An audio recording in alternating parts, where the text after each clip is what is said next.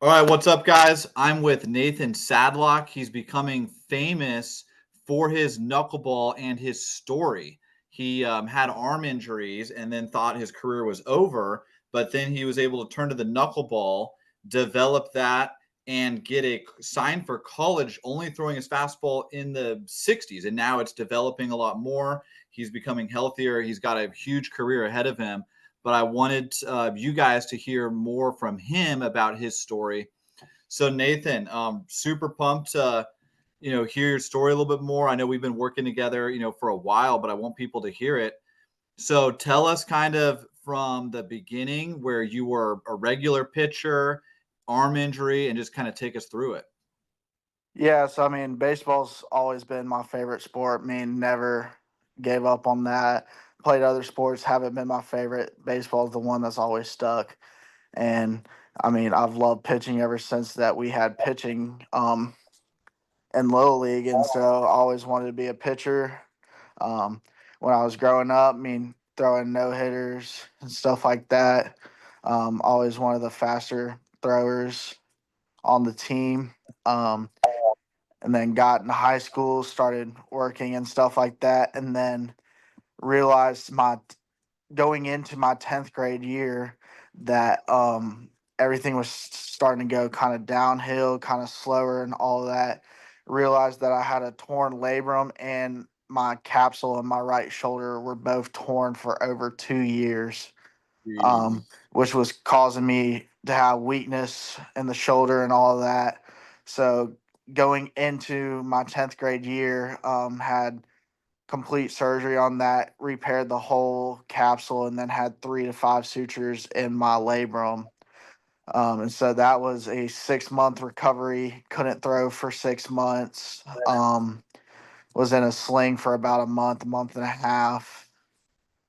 Just really that year kind of struggled because I was starting to get back to where I could hit, but wasn't able to really get any playing time during the games because we weren't really doing DHs or anything like that. So kind of struggled sophomore year.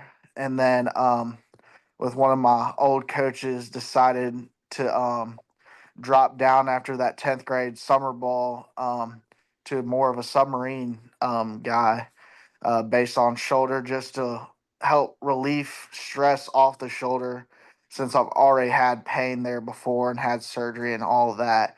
So my 11th grade year dropped down to submarine. Got a couple innings in, not much, because I was still developing it as the season went on in 11th grade. And one day, messing around with one of my high school coaches, he threw me a knuckleball, and so I decided to throw one back at him. He's like, "That knuckleball?" I was like, "Yes, sir." And so he's like, "Yeah, you're not going to not throw that. You're throwing that every day now. I don't care." And so, kind of that whole junior season, while I was still throwing submarine, just messing around with the knuckleball every day, just kind of looking at different releases, looking up different ones, finding ones that were comfortable, finding ones that I could throw consistently, all of that. And so the rest of that kind of junior season, I was still pitching submarine, but kind of shifting more to focus on the knuckleball, trying Mhm. to get that as one of my main pitches. And so after the season started working on it a lot more, I stopped going submarine and more to a sidearm, a little above a halfway. Started working on that. Went on the mound my first game of the summer. Didn't have a great game. I couldn't locate anything, but the two pitches that I located were two knuckleballs. Mhm.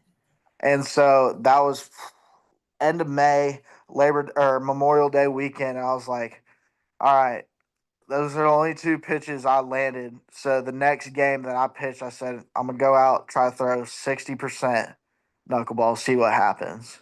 Mhm. Went out that next day, went three up, three down, had two Ks.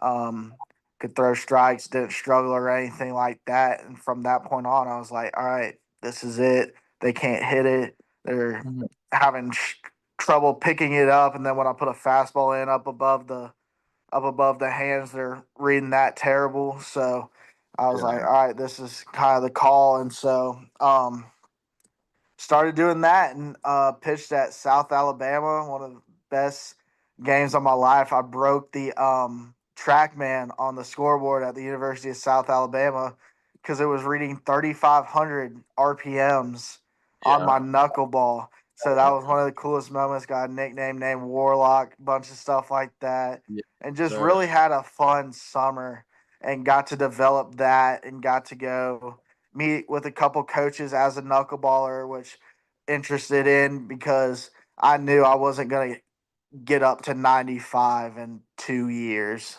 when I was Mhm. around like 60 ish. So I was going to accept the fact that I'm not going to get there, that it's almost impossible to gain 30 miles per hour in 2 years. And so I kind of came to that realization, like with my shoulder and everything, that's not happening. So I was like, all right, I'm gonna focus on this, still try to get velo up so I can still have it, but not as worried as being the guys, oh, I'm D1 or out. Oh, I gotta throw 95. It was more of I want to play in college. I don't care where, I don't care when, I don't care what division, whatever it is. I mean, I was looking at NAIAs, I was looking at D3s, JUCOs. I was anyone who would take me, I would go. Um, Mhm. and so talked to school out in Texas, talked to a school out in Georgia. And then I was going on a tour. I was just touring colleges too because I hadn't had any true offers yet. So I kind of went in looking at other college opportunities based off of academics and stuff like that.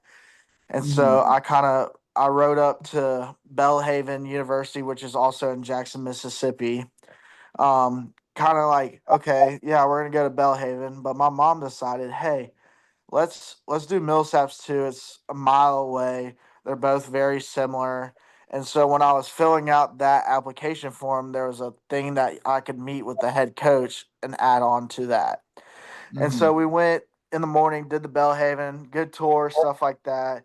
Went to Millsaps. We went through the whole tour with the tour guides, fell in love with the campus, fell in love with everything like that before we even met the coach or anything like that.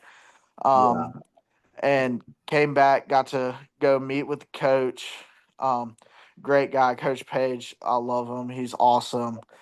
Super excited to go play for him. But he sat down with me and my mom, talked to us for an hour, and got my acceptance letters back, sent that over, got the offer, and I committed the same day that he said, let's roll.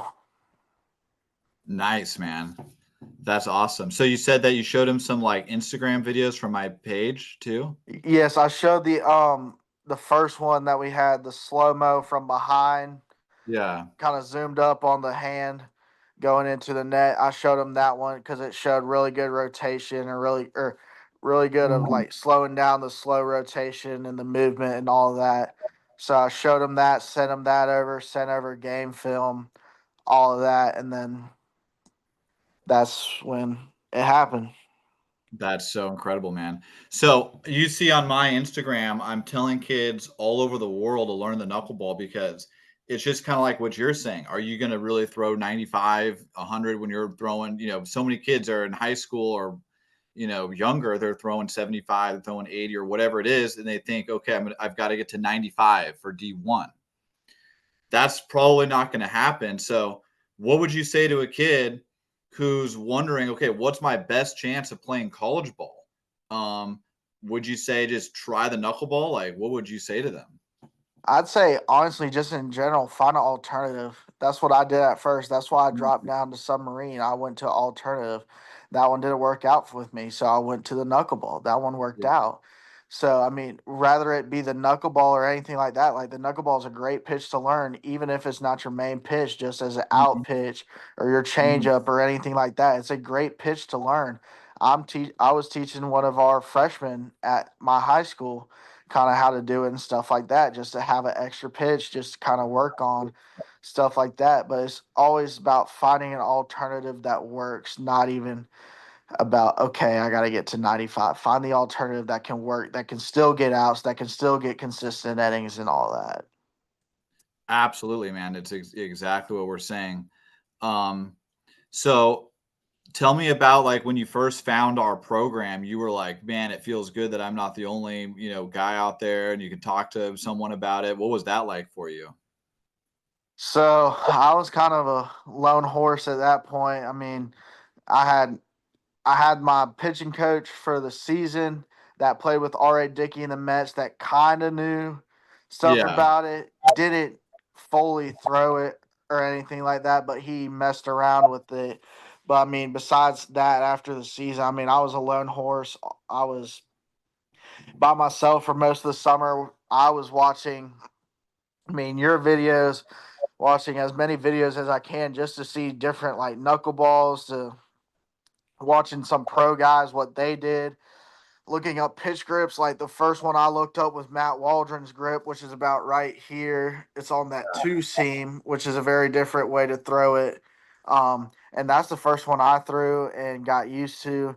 And then I started not to like that one. It was coming out weird. So I changed up my grip. But I mean, I was kind of a lone horse. But like when I joined here, I was able to talk to you since you Yeah. had experience with it to understand, like, okay, this is what I need to do, not this. And changing stuff that I was thinking I was doing right, but I wasn't. Okay. Awesome, man. That's really yeah, that's really good to hear. Because for me, it was like I, learned a lot of it just like with I'm pretty maybe the same as you. I would go on Google Images or YouTube and I would like see different things. And then I got to work with Charlie Huff. I talked to Ari Dickey on the phone. And then as you get different guys that understand it, that can apply what they know to your situation, and that's where it actually starts to click.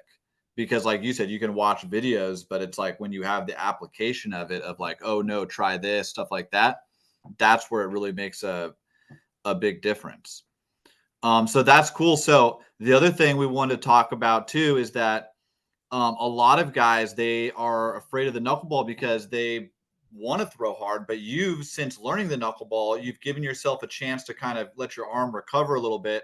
Now your velocity is back up quite a bit. So tell us about that journey. Yeah, so I mean, I mean, like I said, I dropped down to submarine. I was maybe hitting 60 down there. I was just trying to give everything a break, try to take as much stress off the shoulder as I could for a long time. Just try to let that heal up, build back up, get in the gym, work out, build that up, build the strength, build mobility, all of that. And so that was my biggest thing, was just kind of getting that rebuilt up before worrying about speed and all of that, because I knew realistically coming back from that surgery that it was going to be like near impossible to get back to that ridiculous goal of like hitting 95 or anything like that, and Hmm. all the D1 or nothing. And so that's when I kind of went to the knuckleball and all of that. So I was more focused on release, not worried about speed or anything like that. And so me focusing on that let my shoulder heal up, and then doing these workouts and the strength and the stretching and all of that has built my shoulder back up, doing Nice. more long tossing stuff like that. So I'm able to actually get the feeling back and start to build speed back, because I'm be able to build the shoulder up and everything else. What was your top velocity that you ever hit in your life? Say I was right, probably 67, 68 beforehand. Oh, so you're above that now. Yeah, so flat ground, I'm above that right now. I haven't been Wow. off the mound since October. Got it. Wow. Okay. So you're really built back good. So that's awesome. So one thing that we are telling guys is like, and you could probably test this, like you hurt your arm, you're trying to throw as hard as you can. It's like if you had just learned the knuckleball from a younger age and then you're not maxing out and just taking care of your arm, then you have the knuckleball and you can develop your velocity the entire time. You know what I mean? Yeah. So would you tell like younger kids that it's like, why wouldn't you? Right. I mean, yeah, I mean, at that point, all you're doing right now is having fun if you're not in high Yeah. school or anything like that. So, I mean, what's not fun about throwing a knuckleball? Most fun pitch there is, honestly. I want to hear this is like, And I 1,000% agree, man. And even when I, finished playing, I was just giving lessons. I would just toss the knuckleball to kids, and everyone loves it. They're smiling and stuff. It's something you'll probably make a career out of it the rest of your life, dude. People love the knuckleball. It's kind of crazy. I want to hear this. The first knuckleball you ever threw, was that to your coach in your entire life? Um, no, me and my dad always growing up when we would throw, we would just try to do goofy ones and stuff like that. But I mean, we weren't doing like true knuckleballs. We were holding like four fingers on the ball and all of that. We weren't like it wasn't like a true one. It was more of like a fork palm ball type deal. Um, but no, that was kind of the first. I mean, that was probably the first like real one I ever Mm-hmm. threw with like a true grip. But I mean, besides that, it was more just goofing around and stuff like that. Mm-hmm. So when you threw it to your coach, how good was it? Good enough for him to tell me you're going to throw it for every day now on. Yeah, I mean, it must have been decent, but just like give me an idea. Like, say you're 50 feet away from your coach. How many rotations are we talking? Are we talking like dead spin? Are we talking like half a rotation? I wouldn't say um it's not as good as it is now, but Yeah. I'd say probably about four and a half, five, somewhere around there. Yeah, probably about. I mean, probably between like 450, 500 RPMs. Okay. So I tell kids, and I use the pitch logic ball right here. I don't know if because you TrackMan's, but actually this is really good for tracking spin. TrackMan is too, but I work with kids and they'll throw 3 or 4 rotations and then they're like, "Oh man, I don't really have a knuckleball." And it's like I'm trying to tell them it's like you do. You need to just keep working on it and developing it.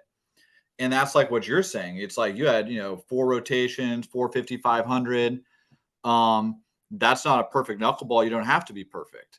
And you just have to believe in it, keep developing it. So, let's just say like you have 10 high school kids, right? And they And each show them a knuckleball grip and they throw a couple knuckleballs to their partner. How many out of 10 do you think would be able to develop a decent knuckleball, like good enough to throw as an off speed pitch? Doesn't have to be full time knuckleball. And then, like, what would you look for to see if a kid's going to be able to do it?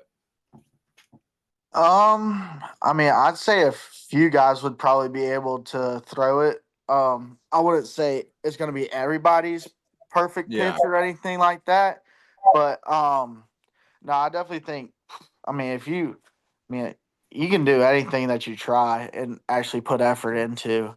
Yeah. But I mean, the probably the best way I would be able to see if someone would be able to do it is based off their release and um their like feeding and everything that they're going through, but more about their release and if they're getting out in front with it, if they're leaving it back, and then also see how it's coming out of the hand with the spin. Like, is the spin right and stuff like that?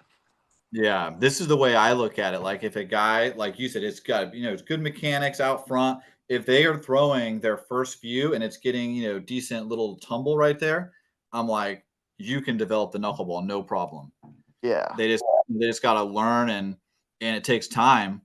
And then sometimes you'll see kids where they'll throw it and it's just they can't do it at all. And then they might be able to do it a little bit if they really worked over the course of months. But some guys can pick it up, quick, kind of like you did. And some guys will take longer. But that's what I look. I agree. If you had 10 guys, it's not going to be every single pitcher that'll pick it up pretty easily. But it's probably, I would say, I don't know, around half or maybe a little bit less than half. Not that they're going to be you or a full time knuckleballer, but they can add it into their arsenal pretty easily. yeah, for sure. And so, yeah, it's like everybody should practice it, should try to develop it, but like close to half of guys, it's like you're not that far away from learning it in your arsenal right away, and you're just better. And so, um, it's an incredible thing what you're doing, and we're going to keep doing stuff like this over the course of months and years because you're going into your fastball now is up where Tim Wakefield is, and he pitched like, I don't know, 20 years in the major leagues with the Red Sox, obviously won 200 games. I believe you're going to keep developing that, get it into the 80s, and then who knows? Because I know you've got a big league level knuckleball, and so if we can just keep working, the sky's the limit. And so we want to inspire more people because really a huge reason for the knuckleball is it makes the game more fun because then it's not a bunch of guys just throwing as hard as they can right down the middle, everyone blowing out their arm. It's kind of miserable, isn't it? Honestly. Yeah.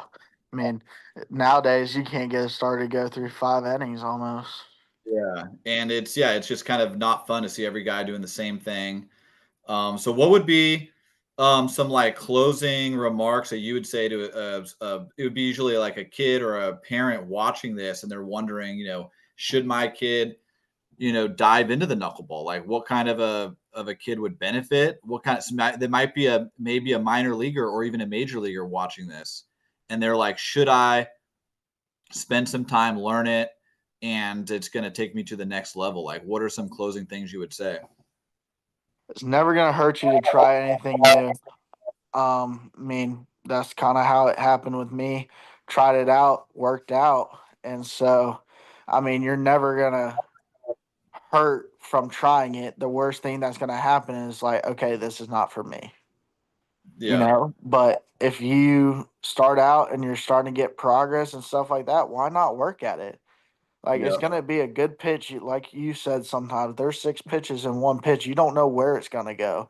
It's fun Mhm. for the batter. It's fun for the catcher. It's fun for the pitcher because you don't know where it's going. It's not like, oh, a slider. It's gonna come across the plate, going from the right side to the left side from a righty. It's not like a changeup. It's not gonna go dive down. It's not like a fastball. It's not gonna stay and maybe have a little bit of arm side run.